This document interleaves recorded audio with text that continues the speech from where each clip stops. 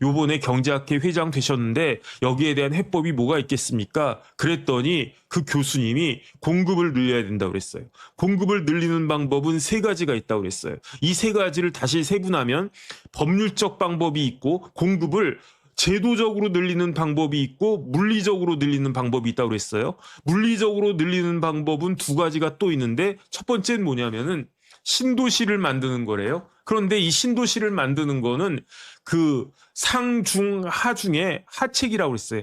하지 하책이라고 그랬어요. 그러면 두 번째로 방책은 뭐냐면 재개발 재건축을 확 풀면 공급이 늘어날 거다. 다시 한번 말씀드리면 그 공급을 늘리는 방법은 아파트를 잔뜩 짓는 거예요. 아파트를 잔뜩 짓는 방법은 두 가지가 있는데 하나는 신도시를 갖다 막 만드는 거예요. 그런데 신도시를 만드는 방법은 하책이에요. 왜 하책이냐면 신도시 조성하는데 시간이 너무 많이 걸려. 그 다음에 신도시 조성에도 거기에 사람들이 살고 싶어 하지가 않아. 왜냐하면 사람들이 살고 싶어 하는 데였다라고 하면 이미 거기에 신도시가 들어서기 전에 이미 아파트가 들어섰겠죠.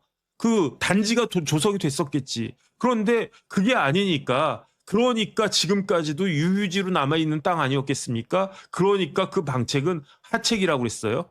그러면 하책은 아니지만 중간 정도 되는 방책은 뭐냐? 그게 뭐냐면은 재개발 재건축을 푸는 거예요. 왜냐하면 그 재개발 재건축 단지들은 어떻습니까? 여기는 사람이 살고 싶어하는 단지니까 이미 아파트가 들어서 있다는 거예요. 그런데 옛날에 들어선 거고 구축 아파트고 그다음에 옛날에 들어섰으니까 뭐 5층짜리 10층짜리 이런 아파트니까 그것을 기술도 발달하고 그랬으니까 더 위로 쫙 올리면은 공급이 늘어나잖아요. 좋은 아파트 공급이 늘어나니까 그다음에 신도시 만드는 것보다는 시간이 훨씬 더 단축될 수 있으니까 그러니까 이거는 중책이고 상책은 무엇이냐? 왜 공급을 물리적인 것만 생각하냐는 거죠. 법적 제도적인 방법이 있는 거 아니겠느냐? 공급이 어떻게 하면 아파트 공급이 어떻게 하면 늘어납니까? 집주인들이 아파트를 내놓으면 늘어나잖아요. 그럼 그게 뭡니까? 그게 핵심은 뭐냐? 두 가지인데 하나는 양도세고요. 또 하나는 대출이에요. 양도세를 확 내리면 어떻게 되겠습니까? 그러면 시세 차익을 갖다가 좀 재미 좀 본 사람들이 있을 거 아니에요? 그런 분들은, 이러다가 집값 떨어지면 내가 이익이, 내가 그 수익이 줄어들 수 있으니까 내가 지금 내놓는 게 좋겠다라고 하면서 집을 내놓지 않겠습니까? 그 다음에 매수인 사이드에 있어서는 내가 돈이 없는데 내가 빚을 좀 내면 은행에서 대출을 갖다 얻으면 저거 나와 있는 저 집을 저 가격에 내가 살 수 있다. 그러면 집을 살려고 하지 않겠습니까? 그럼 거래가 이루어지는 거예요. 그러면 그 다음 사람은 마치 그 주식 가격이 떨어지는 것처럼 하이닉스가 300만 원까지 갔잖아요. 저 150만 원을 팔았거든요. 그런데 제가 왜 팔았겠습니까? 제가 220만 원에 샀는데 300만 원까지 올라가길래 이걸 팔까 말까 하다가 더 올라가겠지. 그러다가 220만 원이 200만 원 되고 뭐 170만 원 되고 그러다가 딱 한 번 200만 원을 회복했었어요. 그때 내가 팔았었어야 돼. 그때 이자 그렸을 때 내가 팔았었어야 됐는데 그래도 본전 생각나서 그런데 150까지 딱 떨어지잖아. 그러니까 어떻게 합니까? 제가 팔아야지. 집값도 똑같은 거예요. 집값이 예컨대 뭐 반포 아파트인지 뭔지 한 100억까지 딱 갔다가 그러다가 90억, 80억, 70억 떨어진단 말이에요. 그러면 뭐 안 팔고 있겠습니까? 50억까지 떨어질 것 같으면 그때라도 이제 팔아야지. 그런 거 아니었겠습니까? 그러니까 경제라고 하는 거는 심리적인 요인이 많기 때문에 집값이 올라갈 것 같으니까 그냥 잡고 있는 거고요. 집값이 떨어질 것 같으면 너도 나도 내놓습니다. 거기에다가 양도세 부담이 없으면요. 제가 봤을 때 지금 100억 하는 집은요. 50억까지 떨어질 거예요. 이거를 저도 아는데 그다음에 이게 경제학과 우리나라 경제학회 회장이 전임 경제학회 회장이 말씀하신 거예요. 저만 그 기사 읽었겠습니까? 저보다 이재명 대통령이 저보다 머리가 더 나쁘시겠습니까? 저보다 머리 훨씬 더 비상한 분이에요. 그런데 이걸 왜 안 합니까? 일부러 안 하는 거 아닌가? 일부러 안 하고 그다음에 황희 의원의 이야기처럼 그냥 청년들은 버스 가서 살아라 이러는 거 아니겠습니까? 이러니까 집값은 더 올라갈 것 같고, 집값이 더 올라갈 것 같으니까 그냥 자꾸 신경은 예민해지고 있고, 그런 와중에 니네들은 가재, 개, 붕어니까, 가붕개니까 니네들은 저기 그냥 버스에서는 살아라. 그러면은 어떻게 되겠습니까? 그러면 더 사람이요, 참을 수는 있어도 뭘 참을 수 있냐면은 배고프고 그렇게 힘든 건 참을 수 있어도 무시당하는 건 참을 수 없잖아요. 사람을 무시하는 거 아니겠는가? 저는 그런 생각이 들고요. 그 다음에 마지막으로 한 가지만 말씀드리고 그냥 정리하겠습니다. 제가 7시 반에 시작했으니까 1시간 조금 더 넘게 됐네요. 그러면서 지금 정부에서 이야기한 게 뭐냐면 용산에 있는 그 부지를 여기를 아파트로 개발하자, 이런 이야기하고 있어요. 그런데 이 용산 부지는 어떤 부지냐면, 이 용산 부지는 그 미군이 주둔하고 있었던 부지예요. 미군이 주둔하기 전에는 누가 주둔했습니까? 일본군이 주둔했었어요. 일본군이 주둔하기 전에는 누가 주둔했었습니까? 청나라 군대가 주둔하고 있었어요. 1882년에 이모군란이 땅 터졌을 때, 그때 우리나라는, 고종은 그 이모군란 같은 것들을 제압할 능력이 안 됐어요. 그러니까 청나라에다가 SOS 쳐가지고, 그래서 청나라 군대가 진주에서 자리 잡은 데가 그때는 사대문 바뀌었으니까, 용산이 그 남대문 그 아래쪽으로 한강 쪽으로 이 땅 그 요충지내 해가지고 청나라 군대가 자리 잡은 데가 그게 용산이었어요. 용산. 그래가지고 그 다음에 그 이후에 총독으로 누가 왔었습니까? 그때 총독으로 왔던 사람이 그 원세계였단 말이에요. 원세계. 이용장과 그 다음에 서태후의 그 지우를 입었던 원세계가 딱 그 해가지고 청나라 군대의 그 만행이 이루 말할 수 없었어요. 청나라 군대 그 군인들이, 청나라 군대가 들어와가지고 옛날 책 읽어보면 막 우리나라 조선 사람들 죽이고 강간하고 그 다음에 도적질하고 그런 게 한두 번이 아니었단 말이에요. 그러다가 청나라가 그 청일전쟁에서 패하고 그 다음에 일본이 노일전쟁에서 이긴 다음에 완전히 그 조선을 장악하니까 청나라 군대 빠지니까 일본군 봤을 때도 여기가 전략적으로 요충지거든. 그러니까 일본 군대가 거기를 갖다가 장악을 했고, 그런 다음에 일본이 패망한 다음에 미 군정 때 그때 이제 미군들이 거기 주둔하다가, 그러다가 미군은 빠졌었어요. 미군이 용산에 주둔하지 않았었습니다. 언제부터? 1948년 8월 15일에 대한민국이 건국된 다음에는요, 미 군정이 끝났으니까, 군사정권이 끝났으니까 미군은 빠져나가고 그냥 교관이나 몇 명만, 자문단 정도만 딱 남아있다가, 그러다가 6.25가 빵 하고 터진 거예요. 그러니까 어떻게 됐습니까? 휴전이 됐으니까. 그러니까 미8군이 주둔할 수밖에 없고, 그 다음에 미8군이 주둔한 데가, 그러니까 그게 용산인 거예요.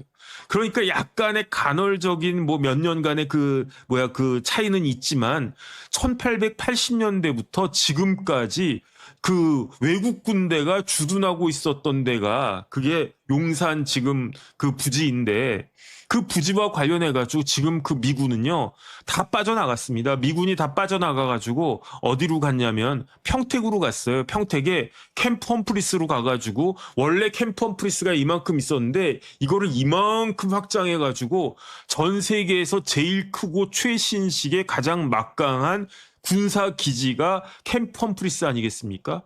물론 전 세계에서 가장 큰 기지는요 그 미국에 있어요. 텍사스인가 어딘가에 있는데 경기도만 하대요. 그런데 평택보다 엄청나게 더 큰 거지. 그거는 미국 본토에 있는 기지이고, 해외에 있는 미군 기지 중에서는 제일 크고 최신의 기지가 평택 미군 기지란 말이에요. 그러니까 용산에 있는 미8군 기지는 지금 비워져 있는 그러한 상황인데, 이 용산 부지 관련해 가지고 제가 국방부 있었을 때인 2007년도에 법이 만들어졌어요. 어떤 법이냐면 용산공원 조성 특별법이 만들어졌어요. 이 용산공원 조성 특별법 제가 무지무지하게 많이 본 법이거든요. 왜냐하면 제가 미군 기지연 사업을 갖다가 했으니까. 그러니까 이 용산공원 조성 특별법이 2007년도에 만들어졌는데, 이때 대통령 누구였습니까? 노무현 대통령이었단 말이에요. 그런데 노무현 대통령이 어떻게 했냐면 못을 빵 박았어요. 그 용산 부지가, 미8군 부지가 80만 평이거든요. 이 80만 평이 어떻게 되어 있냐면 크게 6덩어리로 되어 있어요. 크게 2덩어리가 있는데, 그 용산 전쟁기념관 앞에 가면요 4차선 도로가 이렇게 쫙 있어요. 4차선인지 6차선인지 그 도로가 쫙 있는데 이 도로를 기점으로 해서 한강 쪽을 뭐라고 하냐면 사우스 포스트라고 하는데 이 사우스 포스트가 그 용산 기지 중에 용산 부지 중에 제일 큽니다. 이게 왜 사우스 포스트냐면 남쪽에 있으니까 한강 쪽이 남쪽이잖아요. 그러면 그 전쟁 기념관 앞에 있는 도로를 기점으로 해서 북쪽 남산 쪽으로 있는 그 기지를 뭐라고 이야기하냐면 메인 포스트라고 그래요. 왜 메인 포스트라고 하느냐? 이 북쪽에 남산 쪽에 옛날에 뭐가 있었냐면요. 연합사령관 미군 사령관의 집무실이 거기 있었던 거예요. 지금은 그게 평택으로 내려가는데 제가 옛날에 국방부 있을 때 그때 미군 연합군 사령관 그다음에 주한미군 사령관이 누구였냐면 제너럴 샤프였는데 포스타 제네럴 사성장군 대장 그 샤프 대장이었는데 제가 그 제너럴 샤프 있을 때 그 방에도 막 들어가 보고 그랬어요. 왜냐면 회의하고 그랬어야 되니까. 근데 제너럴 샤프의 집무실이 어디 있었느냐?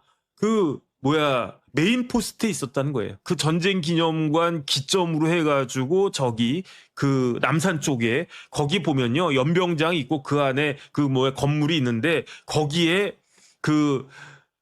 주한 미군 사령관 샤프 장군의 집무실이 있고 회의할 때 저희 단장님 모시고 샤프 장군하고 회의할 일이 있어가지고 법무실장도 따라 들어와라 해가지고 저 이제 따라 들어가가지고 샤프 장군하고 악수도 하고 회의도 하고 그랬던 기억이 나는데 거기가 어쨌든 사령관이 있는 그 부지니까 거기가 메인 포스트예요. 그러니까 메인 포스트 한강 쪽으로 사우스 포스트 이게 두 개가 있고 그 다음에 나머지 부지가 네 개가 있는데 어디냐면 캠프킴이라고 남영동의 혜태제과 건너편이 있어요. 거기가 한진중공업 그 사옥 바로 그 뒤쪽에 있는 게 그게 캠프킴이고요. 그 다음에 그 유명한 대한민국에서 제일 비싼 아파트가 되어 있는 거기가 나인원 한남인데 옛날에 그 자리는요 니블로 베럭스라고 그래가지고 그 미군의 일반 병사들이나 아니면 초급 장교들 숙소가 거기 있었습니다. 거기에는요 옛날에 5층짜리 그냥 허름한 군인 아파트가 있었던 거예요. 그걸 갖다가 싹 밀어버리고 거기에다가 대한민국에서 제일 비싼 아파트 나인원 한남을 지었는데 그 자리가 그 자리예요. 그 다음에 지금 용산구청 밑쪽으로 가면 옛날에 UNC라고 그래가지고 UN 컴파운드, 유엔군 사령부 부지가 있었어요. 거기가 한 10,000평 정도 되는데 그 부지가 또 있었는데 그 부지에 지금 아주 그냥 고층 아파트 지금 짓고 있는데 그것도 아마 이제 다 짓고 나면 한 100억씩 한대나 어쩌되나 그러고 그 다음에 거기서 조금 더 밑으로 내려가면은 뭐가 있냐면요 수송부 부지라고 있는데 그 반포대교 건너와가지고 강북 쪽으로 건너오자마자 오른쪽에 거기에 수송부 부지가 있어요. 캠프킴하고 수송부 부지는 아직 그대로 있습니다. 그 다음에 그 나인원 한남이 된 그 니블러 베럭스하고 그 다음에 지금 세븐 무슨 건설인가? 어쨌든 파크 어쨌든 지금 엄청나게 높은 빌딩 짓고 있는 대단지로 짓고 있는 거기가 옛날 UN 컴파운드인데 이렇게 6부지가 있는 거예요. 다시 말씀드리면 메인 포스트, 사우스 포스트, 니블러 베럭스, UN 컴파운드, 수송부 부지, 캠프킴 이 6개 부지가 용산 부지인데 여기에 대해서 노무현 대통령이 2007년도에 안 되겠다. 만약에 내 후임자로 국민의힘이나 이런 데가 들어오면은 이 용산 부지 개발할 수 있으니까 아예 못을 박아버리자. 대못을 박아버리자 해가지고 본체 부지를 메인 포스트하고 사우스 포스트 여기가 덩어리가 크다고 그랬어요. 이거는 본체 부지로 하고 나머지 4개 부지 UN 컴파운드 그다음에 캠프킴 수송부 니블러 베럭스 이 4개 부지는 주변 산재 부지라고 그 이름을 딱 붙인 다음에 주변 산재 부지는 개발한다. 그러니까 나인원 한남 들어왔고 무슨 파크 어쩌고저쩌고 지금 들어서고 있고 수송부 자리하고 캠프킴도 거기 개발될 거예요. 그런데 메인 포스트하고 사우스 포스트는 개발하면 안 된다. 거기는 어떻게 한다? 이 용산공원 조성특별법이 만들어졌는데 4조 2항에는요. 국가는 본체 부지 전체를 용산공원으로 조성함을 원칙으로 하고 본체 부지를 공원 외의 목적으로 용도 변경하거나 매각 등의 처분을 할 수 없다. 이렇게 대못을 꽝 박아버린 겁니다. 누가? 노무현 대통령이. 그리고 서울시장은 적극 협조해야 되는데 어떤 면에 있어서 적극 협조해야 되느냐? 용산 공원 조성 관리를 위해 적극 협조해야 된다. 공원을 위해서만 적극 협조하라는 거예요. 그리고 난 다음에 노무현 대통령의 예측대로 노무현 대통령 다음 대통령 누가 됐습니까? 이명박 대통령 됐어요. 이명박 대통령도 이명박 대통령 어떤 분입니까? 청계천 만든 건설회사 사장 출신이잖아요. 아마 용산 부지 이 80만 평 딱 보고 야 이거 내가 하면 아주 그냥 기똥차게 내가 이거는 이렇게 만들고 이건 이렇게 만들고 해가지고 아주 서울의 명물을 만들 수 있겠는데 라고 생각을 했었을지도 모르겠는데 그런데 노무현 대통령이 법을 만들어가지고 국가는 공원 외의 목적으로 용도 변경할 수 없고 처분할 수 없다, 매각할 수 없다 이렇게 딱 박아놓으니까 이명박 대통령이 부담이 됐겠습니까? 안 됐겠습니까? 그러니까 용산공원 부지를 건드릴 생각을 꿈에도 꾸지 못한 거예요. 제가 국방부에 노무현 대통령 때 들어가서 이명박 대통령 때 나왔거든요. 용산공원 부지를 매각하거나 법 바꿔서 매각한다는 이야기를 한 번도 생각해 본 적이 없어요. 청와대에서 한 번도 검토해 보라고 이야기한 적이 없어요. 박근혜 대통령 때도 마찬가지요. 심지어 문재인 대통령 때도 이 용산공원 부지를 건드리겠다고 한 말이 없었어요. 윤석열 대통령 때도 뭐 마찬가지 아니었습니까? 윤석열 대통령 때는 어쨌든 대통령실을 국방으로 옮기고 뭐 그랬으니까 그러니까 그때는 이거로 여기에다가 뭘 해야 되는 건가 아닌가 뭐 이런 이야기가 몇 번 나왔었던 것 같은데 쑥 들어갔어요. 그런데 지금 그 자리에다가 이재명 정권에서 아파트 짓는다는 거 아니겠습니까? 아파트 져야 된다는 거 아니겠습니까? 이게 말이 되겠습니까? 아니 제발 제 이야기 좀 들어봐 주세요. 제가 주호영 의원도 아니지만 제발 제 이야기 좀 들어봐 주세요. 이렇게 이야기하고 싶어요. 용산공원을 왜 용산 부지를 왜 건드립니까? 여기는요. 노무현 대통령이 서울의 센트럴파크, 뉴욕의 센트럴파크 있으면 서울에는요 용산 파크 있다고 해가지고 그렇게 아끼고 아끼지 않은 거예요. 언제든지 이거는 그야말로 비상금이에요, 비상금. 이명박 대통령도 건드리지 않았던 이 부지가 용산공원입니다. 용산공원 부지. 이거를 지금 왜 그걸 갖다 한다는 이야기입니까? 방법이 있다고요? 없지가 않아요. 어떤 방법이 있습니까? 양도세 낮추어 보세요. 지금 매물 넘쳐날 겁니다. 집값이요. 제 생각에는 30%는 확 떨어져요. 진짜 아니면 제 손에 장을 지지세요. 진짜로.